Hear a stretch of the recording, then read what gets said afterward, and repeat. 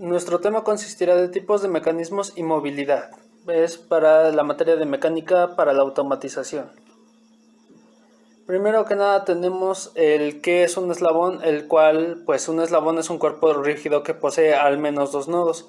¿Qué quiere decir esto? Son las dos uniones que encajan en cada uno de los eslabonamientos, como podemos darnos cuenta en la imagen que aparece en la presentación.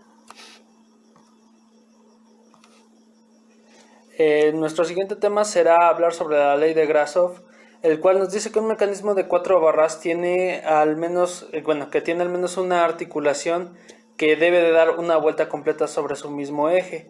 Así, solamente si la suma de las longitudes de la barra más corta y de la barra más larga es menor o igual a la suma de las longitudes.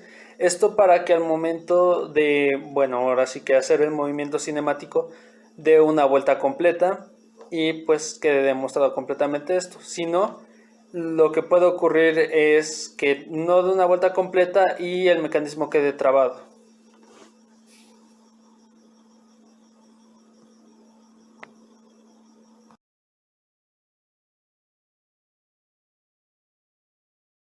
A continuación presentamos una tabla con los esquemas cinemáticos y aplicación de mecanismos.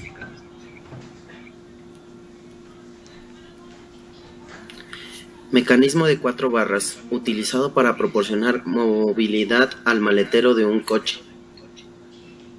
Mecanismo corredera biela manivela, utilizado para darle movimiento a un pistón. Mecanismo yugo escocés, utilizado en servomotores para válvulas de control de alta presión en oleoductos y gaseoductos. Mecanismo retorno rápido, utilizado habitualmente en máquinas limadoras.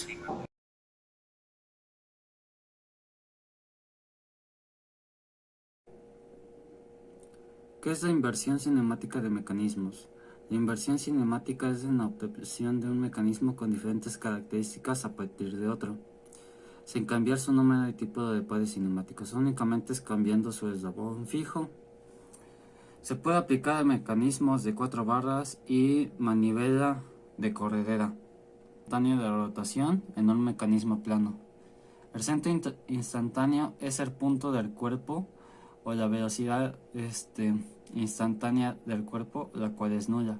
Cuando un eslabón en traslación en un momento dado, su centro de rotación es infinito y en dirección perpendicular al eslabón.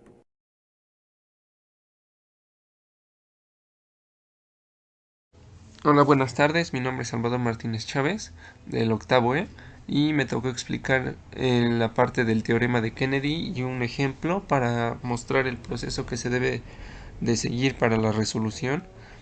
Para esto tenemos que explicar en un inicio qué es el teorema de Kennedy y su principal uso, que es encontrar aquellos centros instantáneos de rotación relativos en un mecanismo que no sean de obtención directa. Esto es importante, ahorita vamos a explicar más adelante en el ejemplo qué quiere decir esta parte, y veremos que en un conjunto en un mecanismo plano, que es el que vamos a tratar, siempre hay más centros instantáneos de rotación que eslabones, y que los mismos deben estar alineados si se presenta el siguiente ejemplo de explicación. Bueno, el siguiente ejemplo de explicación es el siguiente, en el que vamos a dar esta imagen con 4 eslabones. El primero, como podemos ver, es el eslabón fijo, que están en dos partes, el 2, el 3 y el 4. Bueno, para esto vamos a ocupar la fórmula, que es el número de centros instantáneos de rotación es igual a n, donde n representa el número de eslabones del mecanismo, por n-1 sobre 2. Acá sustituimos y tenemos que son 4 los eslabones que estamos tratando. Entonces multiplicamos 4 por 4 menos 1 y esto lo dividimos sobre 2. Por lo tanto, 4 menos 1 son 3, 3 por 4, 12, y esto nos da 12 sobre 2, y por lo tanto el número de centros instantáneos de rotación es 6. Para el siguiente proceso o paso de el mismo es los trazos de los centros. Para esto tenemos esta figura circular, que es que en la mayoría de los, si no es que en todos, se ocupan estas figuras para trazar los centros de instantáneos de rotación, donde tenemos los 4 eslabones visibles, que son estos que estaban en la figura anterior, y se trazan líneas de unión, que son las uniones que están acá. tenemos el 1 con el 2, el eslabón 1 con el 2 con el 3 con el 4 y el 4 con el 1, que es otra vez nuevamente el eslabón fijo. Bueno, el siguiente paso es el otro eslabón que viene, que sería del 1 al 3. Y dirían cómo se traza o cómo se encuentra. Bueno, para esto vamos a trazar lo que son las denominadas rectas de Kennedy. Acá tenemos que debemos encontrar en un principio, como voy a ponerle acá, que sería del 1, 2 y 3, ya que es los eslabones que toca este nuevo centro de rotación, el 1, 2 y 3. Por lo tanto tenemos que acá está el 1, 2, el eslabón 1, 2 y el 2,3. Acá está. Entonces se va a unir una recta que divida o que vaya sobre este eslabón. Entonces ahí está trazada, que es la recta de Kennedy 1,2,3. Y ahora la del otro lado, que en este caso sería la 1, 3 y 4. 1,3,4. Bueno, tenemos que el 1,3,4 va a venir acá. Acá estamos tomando el 1 y el 4. Y acá el 3,4. Entonces va a ser una línea que se trace sobre este eslabón. Acá la tenemos en el ejemplo. Y ahora, para encontrar el centro de rotación instantáneo, siempre va a ser en el punto donde se intersecten ambos segmentos. En este caso va a ser aquí donde tengo el puntero. Acá lo marcamos con un punto. Ahí se fue un poquito chueco por la misma imagen, pero está aquí. Entonces ese lo vamos a denominar el punto o el centro de rotación 1,3. Es el que estamos buscando, 1 a 3. Bueno, el siguiente punto va a ser el 2,4. Bueno, el 2,4 va a ser el mismo proceso, pero ahora vamos a contar otras uniones, que en este caso sería el 1, 2 y 4, ya que este es el segmento que queremos encontrar. 1,2,4. Tenemos acá el 1,2 y acá tenemos el 1,4.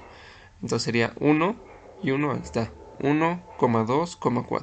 Por lo tanto tiene que trazarse un segmento sobre estos dos, que son los eslabones fijos. Y ahí la tenemos marcada con línea verde. Y acá está marcada como la recta de Kennedy 1,2,4. Bueno, pues ahora el siguiente va a ser viceversa. Ahora va a ser en la parte inferior, que sería 2, 3 y 4. 2,3,4. Acá tenemos el punto 2,3 y el punto 3,4. Por lo tanto va a estar sobre este segmento, sobre este eslabón, el segmento que queremos marcar. Y ahí está marcado. Ahora ya vemos que se intersectan en un punto, que es el punto que está aquí. Bueno, pues ahí lo marcamos con un punto rojo para diferenciarlo. Y ahí va a ser el 2,4, que es el que queríamos encontrar.